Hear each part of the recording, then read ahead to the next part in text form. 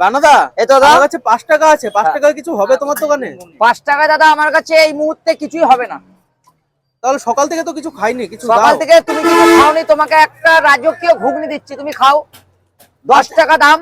5 টাকা আমি দাদা পনিরটাই যেটা দিই সেটার দামই 5 টাকা। তাই? আচ্ছা হ্যাঁ। দাও তো দেখি কি কি তোমাকে দেবে। আর 5 টাকা দিতে হবে দাদা।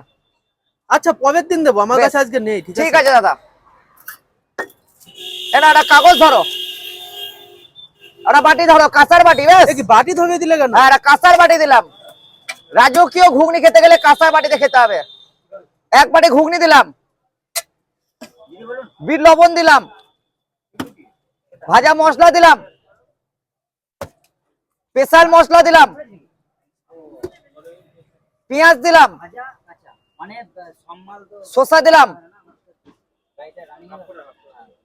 প্রেমের চাটনি দিলাম, ওপরে পনির দিলাম। এ তো ঠিকই তো বলেছো, 5 টাকায় তো পনির 5 টাকা পনিরটাই হয়ে দাদা যাবে। 5 টাকার। সাথে একটা কাঁসার চামচ দিলাম, মাত্র 10 টাকায় দাদা। 10 টাকায় মাত্র 10 টাকায় কি করে দিচ্ছ? দিচ্ছি দাদা, তোমাদের ভালোবাসা সাথে বড় মায়ের আশীর্বাদ।